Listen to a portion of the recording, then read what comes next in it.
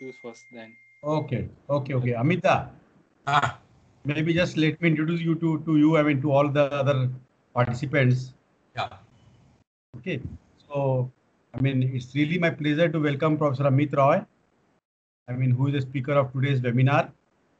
I mean, of course, I mean, almost all of us, we know him, but for those who do not know him, he did his PhD from TIFR, and then he went to US for a postdoc, and then he returned back and joined TIFR as a faculty in the nuclear reaction group. And then from there, he moved to IUAC, that is the accelerator for the Inter-University Accelerator Center in Delhi, and he was director there. And then he retired from there, and then he came to Calcutta, VCC. He was Rajaramana Fellow, and he is also the guest lecturer in cultivation of science, and he's also adjunct faculty at the Manipal Institute for the Natural Science. And you know, he is really one of the leading experimentalists in India. He has experience to work with almost all the accelerator we have, whether you talk about Van de Graaff at BRC, or you talk about Peloton and TIFR, or you talk about linear accelerator at Delhi, or you talk about cyclotron at VCC. So he's really one of the real expert. And I mean, he is also a very good speaker, as you will, I mean, hear him today. This is a talk. He is going to tell us that can we really plan to do a good research. So, Professor Amit Roy, please. Thank you, Vijay, and also thanks to Bharat for making the arrangements. Let me just say that to all the nuclear theory group, it's my privilege to address you. And this is the first time I'm actually giving a webinar in that sense. So far, also all along, I've been giving lectures where I could see the audience and face to face, which I really like that. Prefer always that particular mode. But since you are spread all around different places in the world, in the country as well as in the world, so suggested this and I agreed. Let us try and see how it works. See, today's talk, which I plan, is completely, it's nothing to really do with nuclear physics or even physics as such. It's not confined to that. So it is basically to see whether we can plan to do great research. Now, when you say whether you're going to plan to do, first you have to define what great research is. I go to the next slide. When I go there, let me see if I can do it. Yeah, how do we define great research? First of all, it must make a significant contribution, or it could have large impact on society. These are the two ways I would like to call what makes a great research. If you're successful in either of these two, everyone will recognize that you have made a great contribution to research. It also, research, if you're successful, then you get recognition of your peers and you can get your awards and things like that.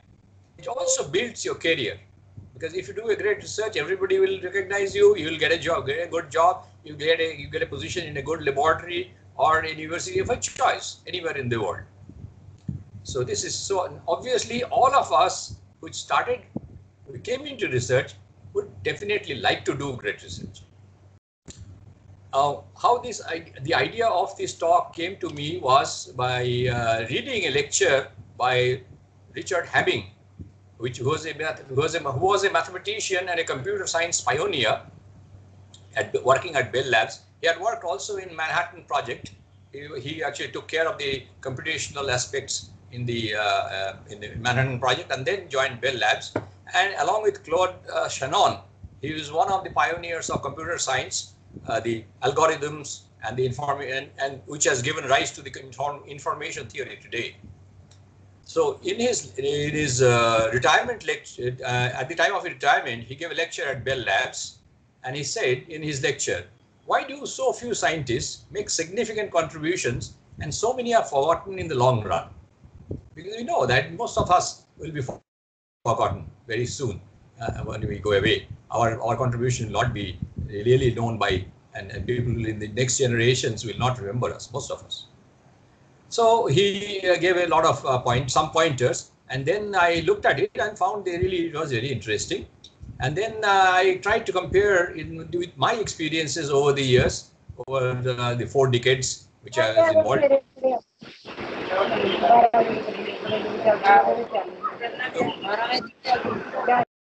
Sorry. Is it okay? Everyone is able to hear me? Yes. Okay. Okay. Actually, So, somebody joined in. Oh, that's all right. So why do so many are forgotten in the long run? Then I looked at my experiences, and then we compared with Hamming's observations, and I found that yes, lots of the things match. And then I thought I prepared this lecture, and this I have been giving to some places I have already delivered this lecture, and I got very good interaction, feedback on these things. So I thought when Vijay suggested that I should talk about something, so I thought this is probably maybe people are interested in this. So now, when you come to research, you all recognize that it is hard to do research as it is, and much harder to do significant research, because it's a full-time job. It's not a 9-to-5 job. It's a 24/7 and 365 days in the year. So this is a very hard thing to do, and so obviously we would like that the research that we do has some contribution, is significant in that sense. So I thought of then this particular talk will be going into the details of, is there any possibility of planning, or does this happen just by random chance? So what do you think are needed for doing significant research? Is it luck? Is it just brains, or an age is important? And we'll see that, of course, all three are required. In the sense, this first one, of course, anybody would recognize that the chance plays an important role in the discovery and making discoveries in science. But we'll see that luck alone is not enough. Brains, of course, without brains you cannot do research. But then I think anyone who goes through the various steps of going into research, getting into a PhD degree, and gets a PhD degree, have enough brains to qualify for making contributions, with significant contributions to the science. Age, yes, age seems to be a little paradoxical, that we'll think that age doesn't have anything to do with discoveries and doing research, but in the theoretical physics and computer sciences and mathematics, this has been seen if you look at the history of the scientists who have made big significant contributions. They made their contributions at a relatively young age. That is, by the age of 30, 35, they make their best contributions. After that, it just peters off, their contributions. But this is not true for experimental sciences and biological sciences. It has been seen that people in experimental areas of science and biology contribute. Many of them have made significant contributions, their best contributions, when they were about 45, 50, or even later. So age does play a role, but not a defining role. Now, is it possible to plan? Now, you will see, if you look at the screen, you will find a picture from a book taken by George Gamow. It's called The Tompkins in Wonderland. I don't know how many of you have read this book. This was published way back in 1960s, in the early 60s, when I was about to join college, and I was told by one of my teachers to read this book. And this books by George Gamow, a series of books by George Gamow on science, science, popular science, got me hooked to physics to do research. And I'll suggest that all of you, if you get a chance to read this George Gamow's books, you will find it, even though the science is a little outdated, but you'll still find the presentation very interesting.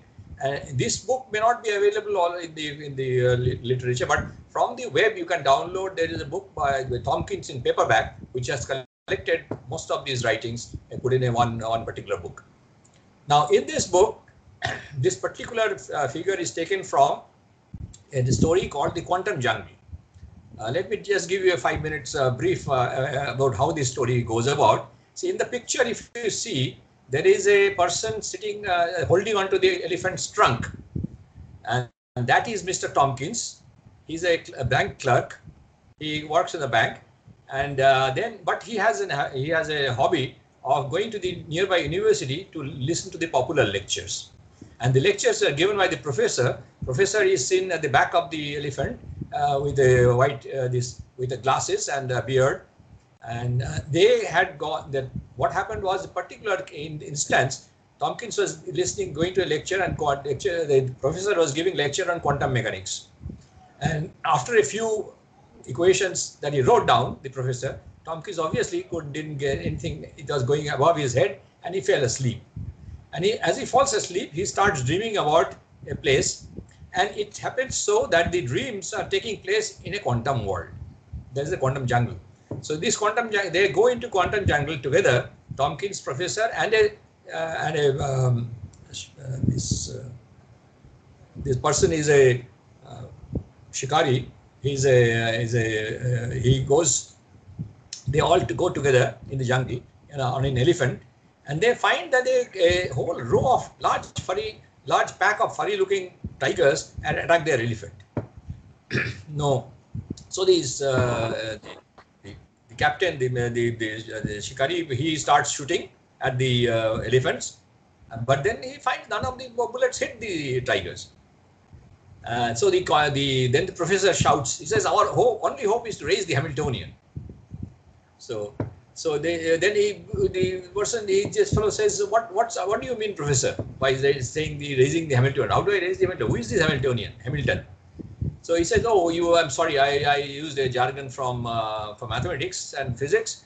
It actually means that you have to put the number of events. You have to increase statistical so that the probability of hitting the tiger is high. Because what you are seeing is not really a bunch of tigers, but it's only single tiger with a diffraction pattern.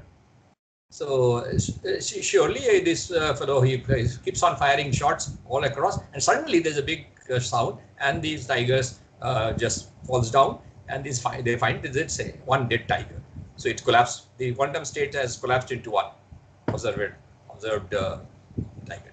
So this means, so this is the story. Now why I have included this particular slide when saying it is possible to plan is that the similarity in research, that you don't know way to knowing that how much work you have to do significant research. So you just keep on doing more and more and more. So raise the Hamiltonian, increase the number of possibilities, and then you will find that one of your ideas or one of your endeavors will hit the right place and get you success. Okay. So first is that there are certain things which you can, one thing we can do is that to increase your success is that work with someone who has a proven track record. That means learn from a master. This guy, Dr. John Andraus, he had analyzed the Nobel laureates, number of Nobel laureates, and their advisors-student relationships. That how many students of Nobel laureates won the Nobel Prize, and how many students of Nobel laureates won the Nobel Prize, and so on. So this is called the generation. So generation gap 0 means a direct student of a Nobel laureate. Generation gap 1 means a student. And the gap of 2 means a triple student, triple generation, and so on. And they found that this was done a few years ago, about 4 or 5 years ago, and he took some of these Nobel prizes from the internet, and he analyzed it and found that the generation gap of direct students were 104, and about 59 were the first student. 27 of the people were grand students, and the great grand students are 13, and great grand students are 9. And the people who won Nobel Prize, they had as an advisor or postdoc was about 51. So total, if you see about something like 300 or so odd Nobel laureates, a large percentage of the Nobel laureates are connected in the family tree. So obviously now we have known, all of us do not have the great fortune of working with a Nobel laureate. So what do we do? So what we do is we go to somebody. We should try. I mean, if we are lucky, to try to get a supervisor who has made some significant contributions in the field. The reason why I say this is important is that research is not something. It has a technique which there is no written recipe for that. How to go about doing research. So the person who is successful has, by his or her efforts, have found out ways of making shortcuts to be able to go to the right problems and solve them in the way they do. So by being close to a person who is successful as a researcher, you get to learn and imbibe the particular techniques that the person has used. And I must say, I can say at this point, from my personal experience, I mean, I work with somebody who is really one great experimentalist, nuclear physicist in the country, Dr. C.V.K. Baba. And I learned, I mean, whatever I learned for my experimental techniques was from him, by watching him. And I used to just be with him as much as possible time, whenever he is doing something. So try to figure out what the hell he is doing, and and he was a very quick thinker and quick in the lab also. You just make a circuitry and connect things very fast, and it was difficult to follow him all the time. So I would watch him and then try to work out in my mind what he did, and then later on after he left, I would try to do those same stuff myself, and that's how I have done whatever I have done. So this is one of the important things that one can do. Now there are important characteristics which are there, which can give you a better chance of success in doing significant research. First is, you should not have any false modesty. You should have courage. You should have tremendous drive and tenacity. You must be able to tolerate ambiguity and belief and doubt at the same time. I'll go through all these points in somewhat more detail as you go along. You work on important problems. You must have passion. This is a very important thing. And be open to stray ideas. So these are the important characteristics. And if you watch the people who have been successful, you must be knowing if a few around you.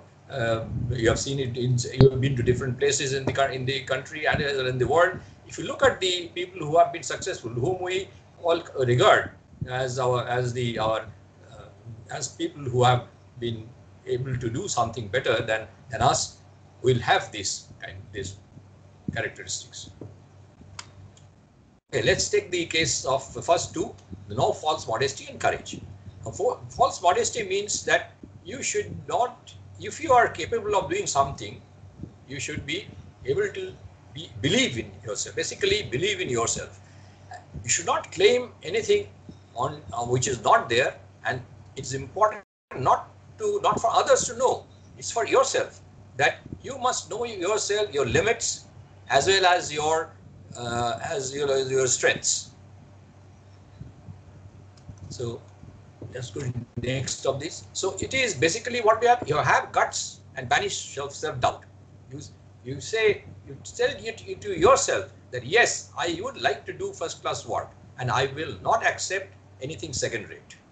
This must be to yourself. It must be internalized, not for others to know, not necessarily for others to know. It is for yourself. Be 100% sure that you want to do first-class work. And also, you must know your limits very well. That you must know that yes, I know this much, and I don't know beyond this. So I must learn that. This is very important, and most of us will see, most of the people around you do not even know their limits themselves, that what they really know and what they don't. If you know it, it must be absolutely clear in your mind that you know this much. Then you know exactly what you have to do to go further. Think always big. but at the same time be rooted in reality. Reality means you must know your limit. This is where the limitations comes in. Your resources as well as your knowledge limitations. So if you find the limitations, you try to overcome it by doing something, by learning, putting in extra effort, going to places where the resources, the material resources are bigger, better, and etc. Be unafraid to be wrong. A person who never made, as Einstein said, a person who never made a mistake has never tried anything new. This is very important, and I have found myself, many of my friends were absolutely brilliant, and they were much better. In fact, I would consider some of them to be much better than me even in physics, knowledge-wise. They did not achieve that much because they were afraid to be wrong. In fact, this is an issue.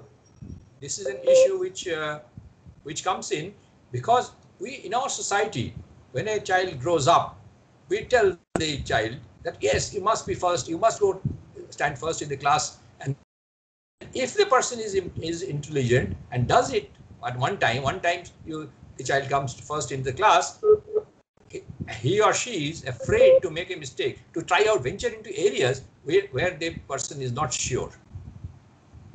So unless you are very sure about it, the next step you are going to be successful, you are afraid to go ahead. So you are very afraid to be wrong. So this fear of failure is actually not a good thing to have. You must abolish that thing if you want to be a successful researcher. You must try in something and be ready to be wrong time. Okay, maybe you are 10 times wrong, but 11th time you may succeed. So this is important. Another successful characteristic of a successful researcher is tremendous drive and tenacity.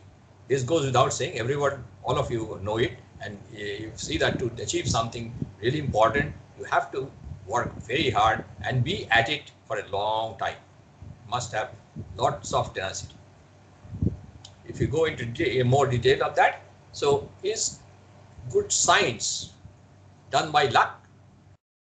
Luck, yes, as I said, luck really makes an important role. But as Louis Pasteur had said, luck favors the prepared mind. If it is not prepared, if your mind is not prepared, the opportunity will be there, but you will miss it. For example, take the case of Alexander Fleming when he discovered the penicillin, is antibiotic. See, he had this. He must have. Some of you already probably know the story that he had kept some petri dishes on the side window sill. He was lying there with some agar solution and something there. And then he found one day that many of them had bacteria growing around it. Therefore, all this growth. And then he found that one of the petri dishes, there were growth at the edge of the dish, but in center absolutely clear gel was there. So most of the people would have missed it out and thought there's something wrong with this thing, so he would thrown these petri dish. But Alexander Fleming, he looked at that, picked out the petri dish, looked at it in the microscope and found that in the center there are no bacteria. Then he said, well, why is it so that all other bacteria grew everywhere else, but not in this petri dish? Then he started investigating this, that whatever was the liquid, and then discovered that this antibiotic was present there by chance, and then which actually killed all the bacteria in that place. And that's how he got this penicillin, the antibiotic for penicillin.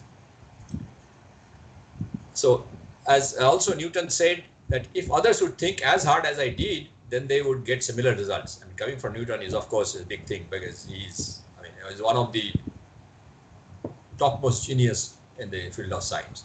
So Newton, when asked how he came upon the idea of gravitation, replied by thinking constantly about it. And this is true for not just in sciences.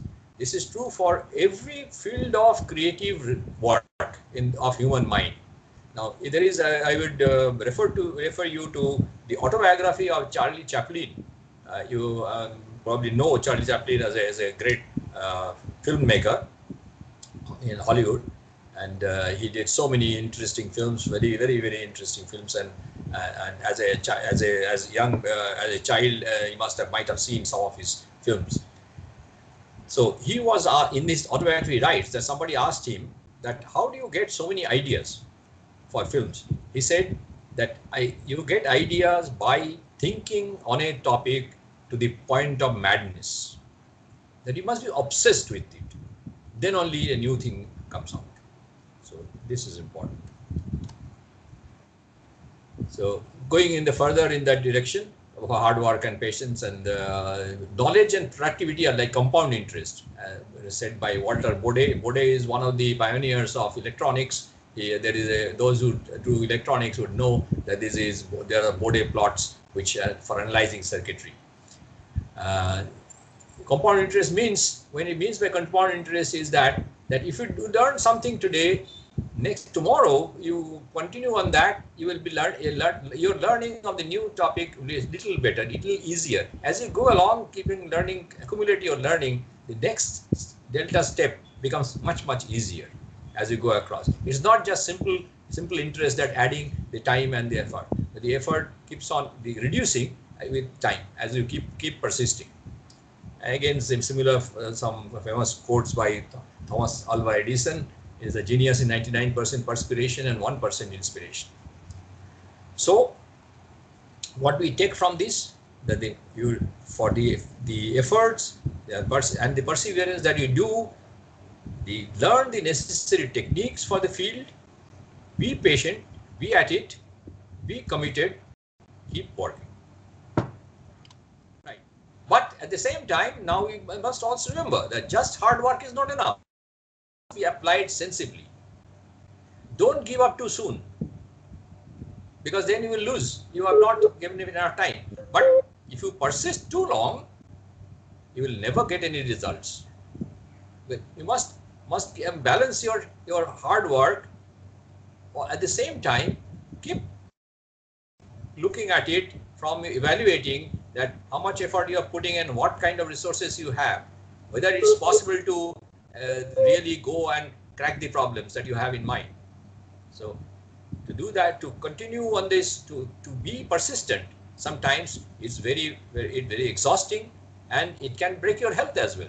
So it's important to maintain good healthy habits, take breaks in your work, cultivate hobbies. This is important, because this keeps you back. Rejuvenate yourself from time to time. And this is the one example I'll give, that Einstein used to play the violin. This is one of the things. I mean, whenever he would have problems, probably get brain fatigue, he will go and take out his violin and play for some time to relax himself. So it's important to have some hobbies which will give you breaks from your research. So next important characteristic of a successful scientist is tolerating ambiguity. This might sound a little bit of conundrum, that how can you believe and doubt at the same time? The reason is, but the thing is, why it is important is that if you believe too much, you will never notice the flaws in that particular system. If you believe everything for granted, take everything that is written down or everything is done before you, you say take it for granted, you will never notice there is a flaws in the system. So you don't find anything new. But if you doubt too much, you doubt everything, then you won't get started. Now, for taking up any project, either in theory or in experiments, you have to start with some hypothesis, some idea. This is that these very things as facts. Now, when you say as facts, these are again established by certain experiments or some checks. But then they are not all checks. As we know that in science, nothing is really, you don't know the truth, because you know the truth at the given time, which has been tested up to that time. But tomorrow, a small discrepancy might throw that particular theory or particular hypothesis out. So if you doubt too much, you won't get started. If you believe too much, you will never notice the flaws. So it's important to have a balance. Now, this is a very hard thing for human beings to do. And you have to practice this thing, practice this, keep yourself on this mode. If you really think about consciously, you'll be able to do it. And good scientists The successful scientists are able to maintain this belief and doubt at the same time. Next important characteristic is working on important problems. This is the selection of a problem is the hardest part. The reason is that, see, we have all fixed times. I mean, we have 24 hours in the day. We can't work. I mean, even that is not possible. You cannot keep on working 24 hours all the time. You have to sleep for 7-8 hours. You have to eat. You have to have bath. You have to give time for your family, everything. So you will have at the most maybe 8 to 10 hours. Well, if you are really, if you put in too much time for a short periods of time, you can even put 14 hours or 16 hours. But that's for short periods at worst. Now, in this time that you put in, if you put all your efforts, all your you put your patience, perseverance, but if your problem is not so important, you will not get an important result. If it's a simple problem, you will get a simple result. So if you have an important problem, then the result that you get is important, and that's will make your case. So this selection problem is very hard. It's the hardest part. If you selected an important problem which you can be able to solve, your progress is already 50%, or I would say more than 50% sometimes. So what do? You do literature survey first. This you are familiar with. Then identify your area of interest. Out of that, whatever you have the broad topic you have taken, identify your area of interest. Qualify the problem. How do you qualify the problem? These are the three things that is there. Is it important for you to solve? Is it important for solve? Is it trying for a solution in the area that you have taken? Then next is it feasible for you to learn? That means, do you have the knowledge for it, for all the background knowledge? Do you have the resources for it? For example, if you are in theory, if you have the techniques, but if you are a computational scientist theorist, then you do have a computer, a big enough computer with big enough memory and the speed, working speed. If you're an experimentalist, do you have the resource, the instrument needed for that experiment? So this you have to check.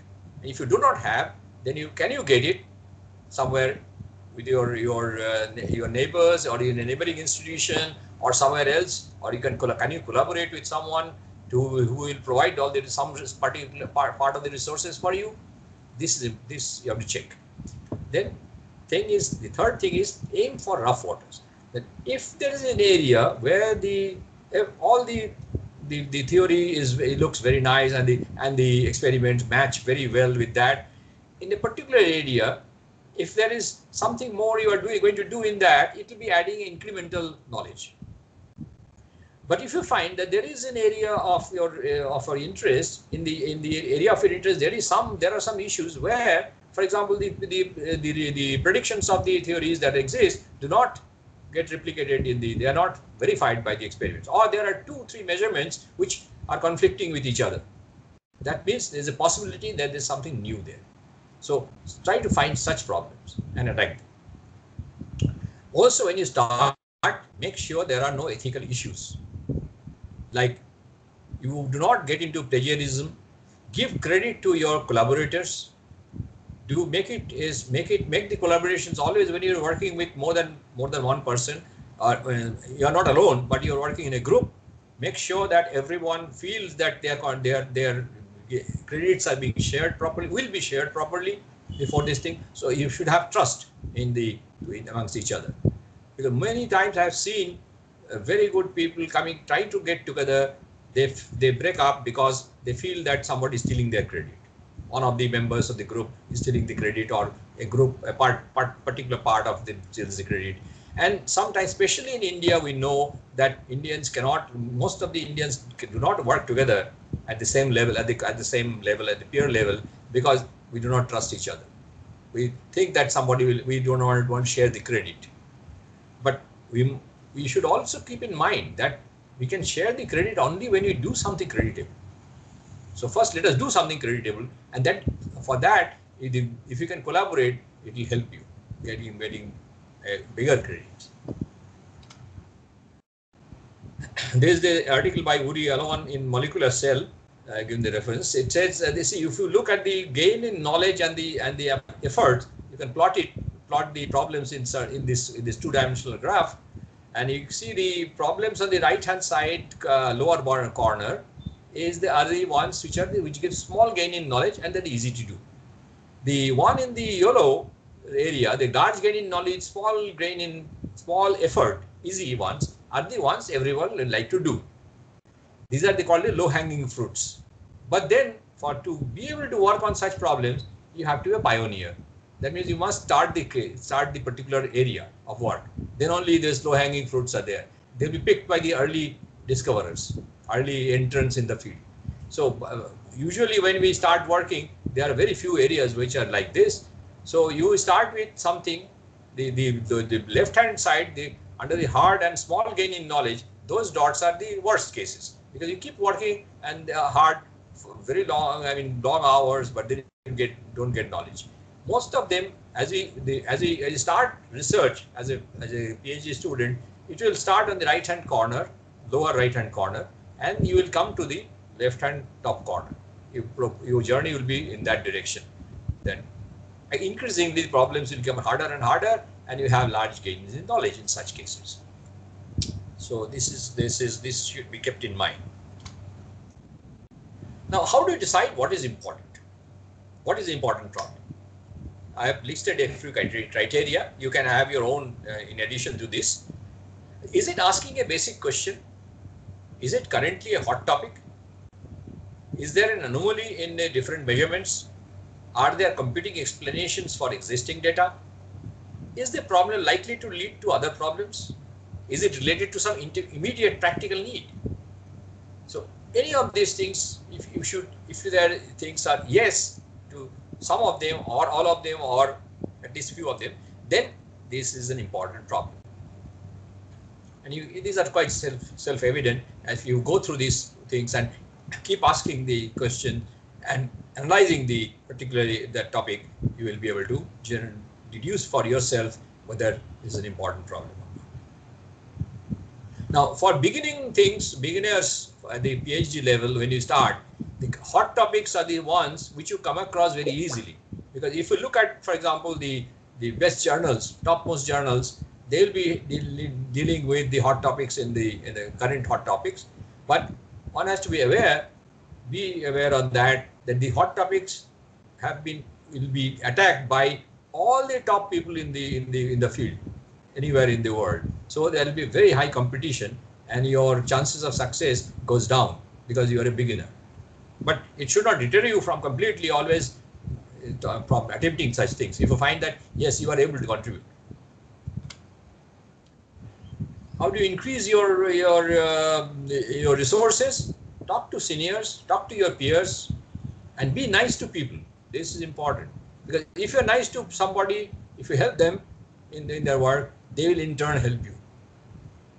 If you help your friend in the lab, suppose you are working in a particular laboratory and your friend is working in another one, the person needs something from your lab, if you help them, then when you need the particular instruments or the computer from their lab, they will give you access. So it's important network, and networking will allow you much larger resources than at your disposal in your own institution. And as you go along, when you start with a problem, selecting a problem, you might have something in mind. But as you go along and going through the analysis and the reading literature and going through the different stages, you should be ready to modify your goals if necessary. You may find that something that you start with, by looking at the literature and then looking at the importance of things, that some branch of some ideas will come to you that you can branch off and go in that direction. That's a more much better prospect will be there in that off direction, and take off then. Don't hesitate to abandon the old goal and go in that direction if you find something better. Now, how long do you keep on doing till you take up the problem? You cannot go on ad infinitum, because then all your time is gone. So no one knows everything. You don't have to know everything to start. Learn to live with your ignorance. As I said earlier also, I said that you must learn to live with ignorance, that yes, I know this much and this I don't know. So I must start getting some new knowledge in that area. But I must try out something new, because I cannot know everything before I start. Another thing, this is a very important, I consider this to be the most important characteristics of a successful scientist, the passion that you bring to the work, for the work. So how do you generate so you have to be, one way of getting this passion is, of course, for some people are passionate by nature. I mean, there may be some emotional, some the brain connections are such that they are put in that direction by nature. But I think you can train yourself to be passionate about something by taking time to select your problem. But once the problem is selected, own it. Consider it your own baby, that you have to nurture this baby to its full growth. And so then you will feel passionate. You must emotionally connect to the problem. That is the trick, to be passionate. Not just intellectually saying that, yes, I think it's very important for such and such reasons. You must feel that, yes, it is your problem and you have to solve it. It's important for you. And once you identify with the problem, you will find that this passion for doing that thing comes up. You can generate the passion for doing it. And most great scientists are completely committed to the problem. They're passionate about it. So live, breathe, and dream about the problem. See, Bankim Chandra Chattopadhyay, when in the early days, he was a very strong proponent for the learning English language at that time, in the beginning of the British period and in Renaissance period in Bengal. And he said that how do you learn English? He said you should read English, think in the English way, and dream in English. So he was actually advocating, be passionate about it. So this is a very important thing, that live, breathe, and dream about the problem. Then you should be like, then it will be with you all the time. And many of the things which you find, this process of the brain, the way we still do not understand how our brain functions, but many of the cases of the big top scientists have described their discoveries, and they say that their discoveries have come when they are not been thinking about it. They got the idea. Like Kekule's benzene ring. He seemed to be dreaming in the fireplace, and he saw these snakes eating their own tails. And that's how he came to the idea of the benzene ring, that these 6 carbons are all joined up together. And things like this. Be open to stray ideas. So always be open to stray ideas. When you go to a seminar, go to a lecture, go talk to your friends, you may get some conversation might throw up some idea. Be open to it. Once you get that idea, pounce on it and read up about it. Analyze that particular idea through the lens of the important problems or not, and see if you can contribute to that. And it'll increase your chances of success. Again, raising the Hamiltonian. So set aside time for great thoughts, maybe completely new things. Make it a part of a routine. Maintain an idea book where you write it down. It's good to have some time, at least say few hours a week. You can certainly afford it for say half a day a week, or even not in half a day, even a couple of hours. You think, completely detach yourself from your own research work, and think of the big important things that you like to do in that field. Something, solving a big problem or something like that. You can discuss with your friends also over tea and so on. Think about this and make it a part of the routine.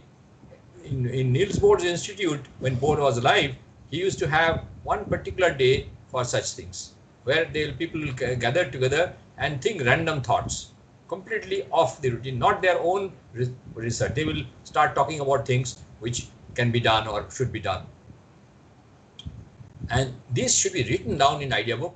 I would suggest that if you take a register and write all that you think about, something new comes up, some idea you get, write it down in that book.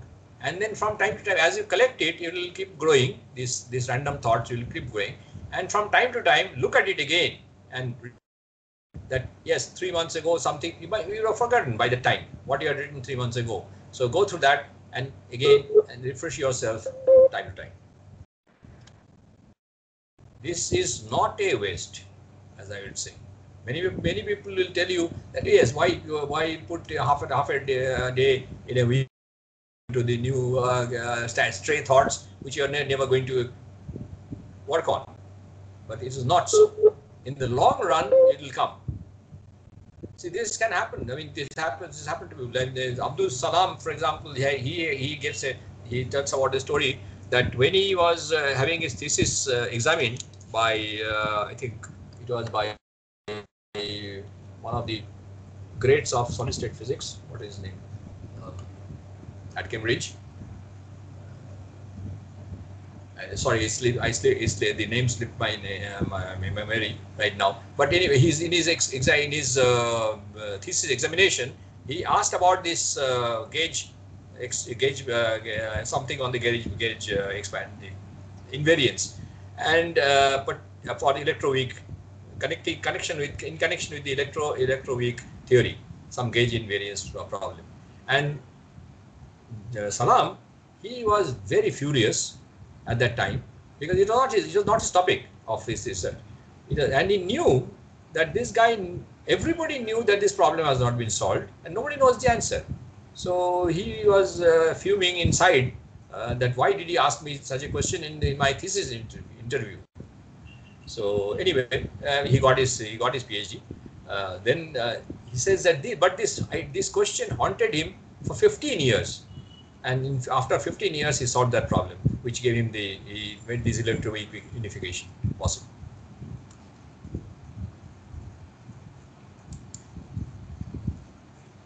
So connect your problem to the big picture. Then read up the history of the science. Because this will be, suppose you are working on a particular area, you may think sometimes that my problem is so small and it's some corner. How does it? May not be so important. But if you have done a good job of it, no problem is too small or too trivial if you can really do something over it, as Feynman had said. So you have to keep that in mind. So this is the way of keeping yourself in the loop, to give yourself a little bit of kind of pat in the back that yes, I am not completely cut off from the rest of the knowledge. So you connect yourself to the rest of the picture and feel that yes, it's an endeavor. You are involved in an endeavor which involves so many people around the world. You are not alone. Now I come to the case that why do so many people who have great promise fail? I'm sure that all of you would know of some case or the other who had a very bright, very promising future, but they failed. So there are some characteristics of there are some personal characteristics which cause failure in spite of being very brilliant. One is, of course, lack of drive and commitment. If you're lazy, if you're personally lazy, obviously with the greatest brain also cannot contribute, cannot give something new, cannot do anything.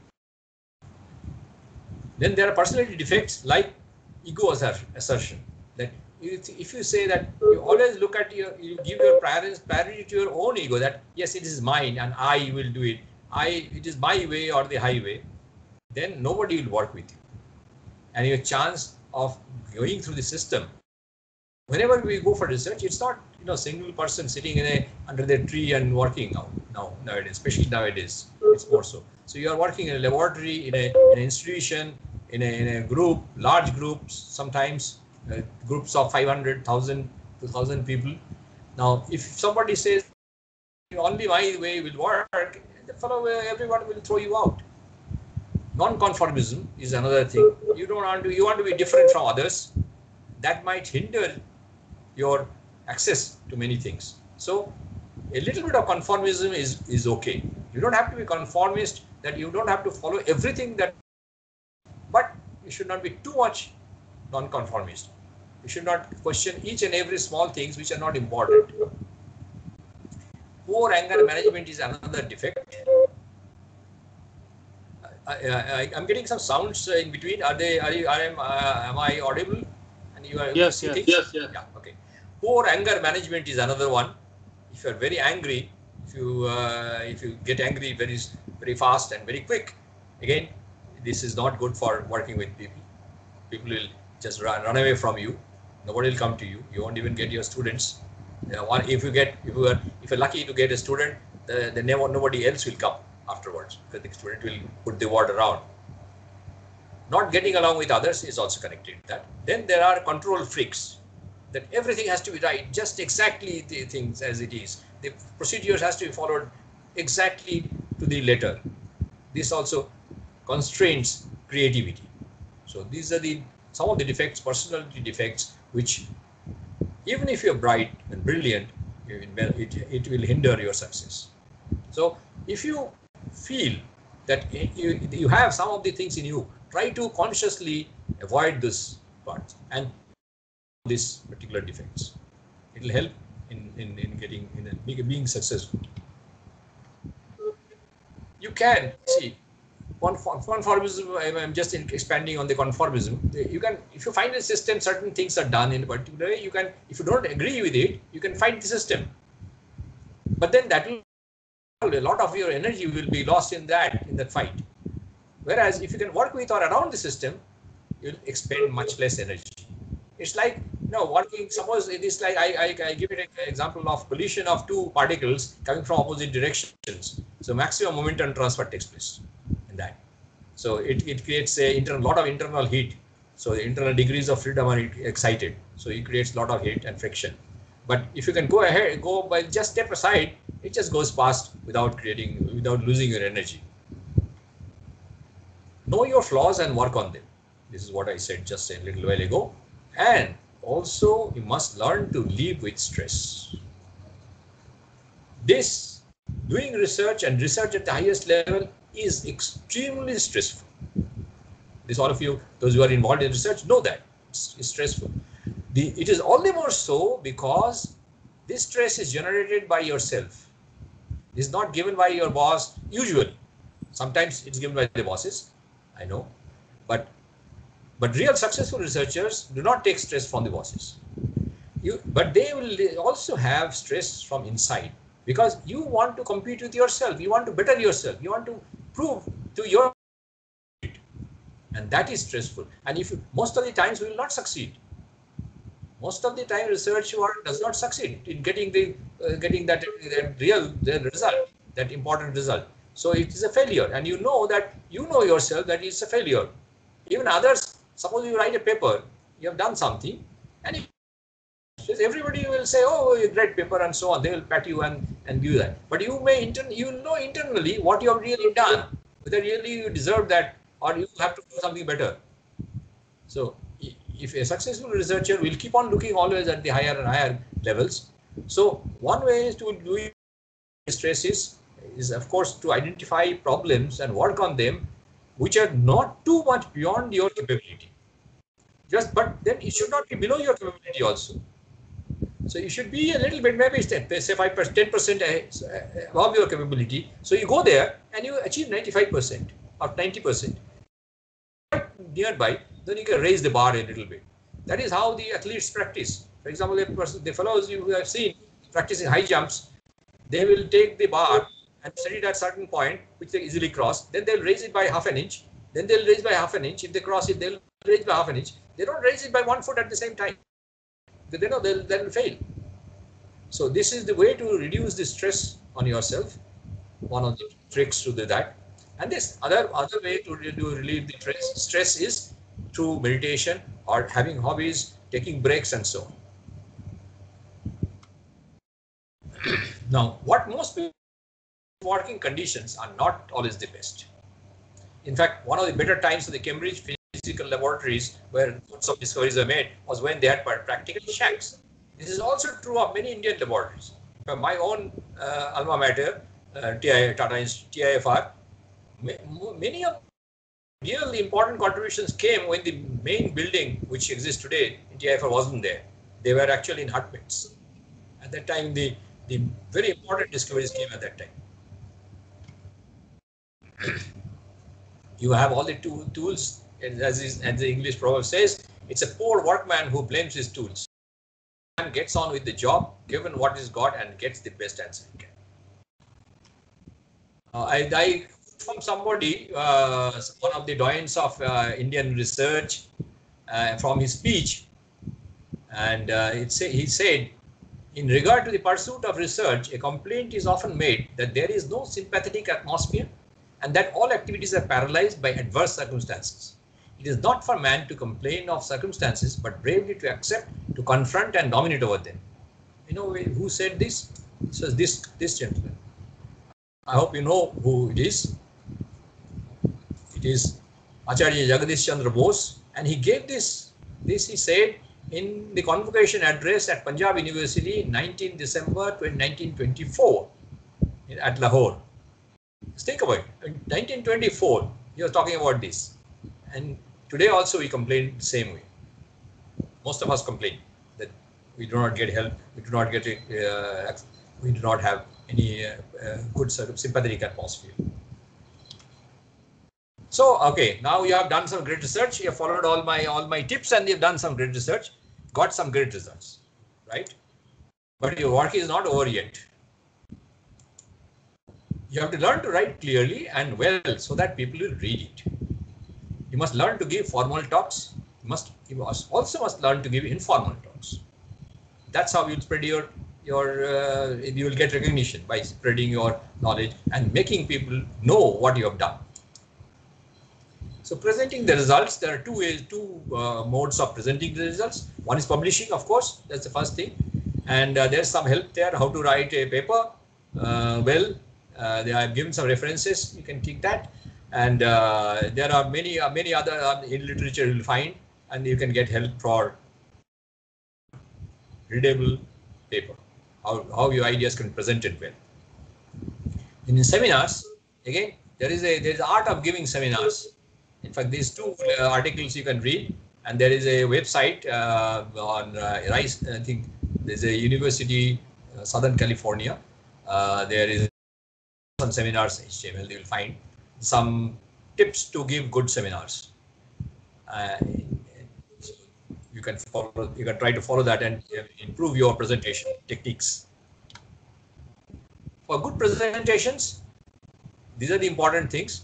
You have to identify the audience to whom you're talking. You must respect the audience because you are having a captive audience for that time. And you have so many person hours, you are engaging. You have done some preparation and you put some time for preparing your lecture. And these people are also sitting there. So much of human hours will be wasted if you cannot communicate properly. So you must engage the audience and provide appropriate context and give a take-home message. So in this particular, this engaging the audience is the one where I like to have in the talk face to face, because then I can see and see how they react, how they are reacting to my lecture. So and then I can modify my lecture accordingly to the reaction of the people, of course. A publication, for the publication case, it has to have a statement of purpose. It has to have a clear presentation of methodology. Must give your results with the errors. Discuss the errors properly, where they have come from, as far as possible, as far as you have been able to identify, and the limits, and then interpretation of results. As Samuel Johnson, who has written, what is written without effort is in general read without pleasure. Make the reader want to read your paper. Make life easier for the viewer. They don't get paid. So summary. So I've come to the end of my talk. So we have looked at the characteristics of successful researchers. We have also discussed why some of the promising persons fail. Even if you follow all the tips, you may not end up doing great research, but you'll certainly enjoy the journey. Have a great time in research. Thanks. Okay, so now session for questions.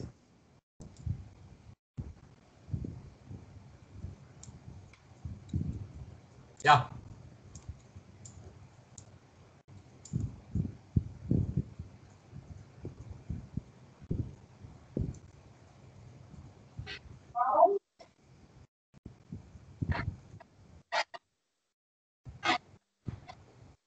Hello.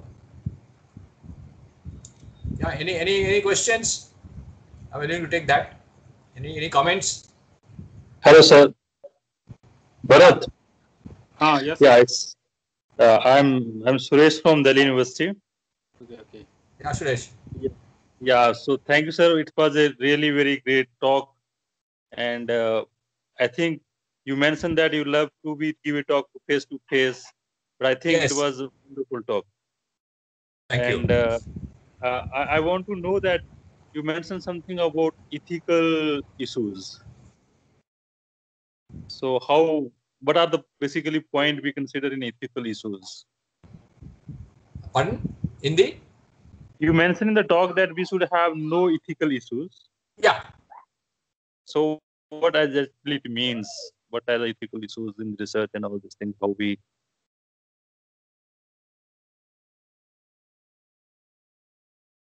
But how the things that who will work on what are the responsibilities, and how you'll share the credit.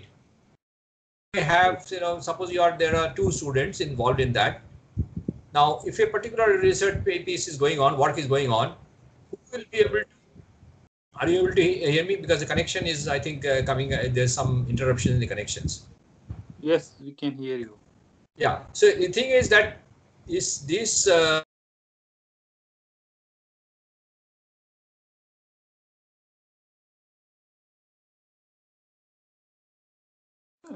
I think connection. For example, the yeah, first author, Could you yeah. please students, that should be worked out in the group.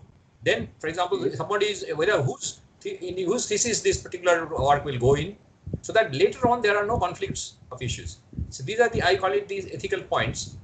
In that, the plagiarism is one of the very important things which should be taken care when you write a paper or an idea. You give credits to all those who contributed and the literature. If you've taken some idea from somewhere, always give the credit. These are the issues immediately come into play. In the biological sciences, there are other issues, ethical issues involved. For example, using animals and working.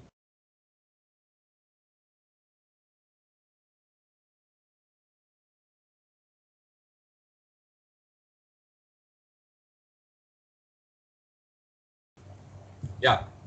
Yeah. Thank you very much, sir. Anything else? Okay, so someone has written on the chat box. He is Gagandeep.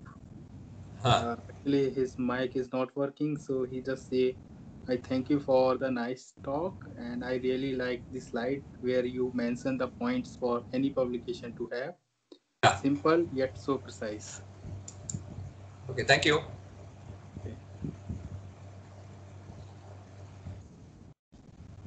So, are there any comments or some questions?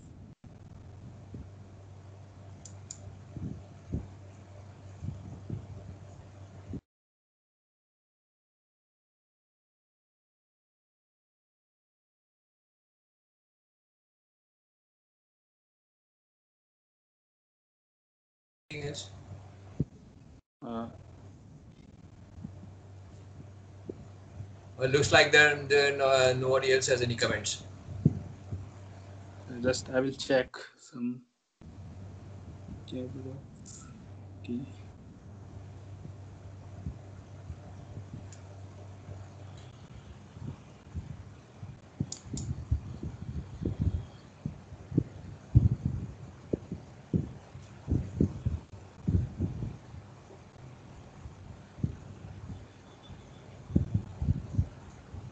Yeah. Thank Gagandeep and Manpreet for their comments.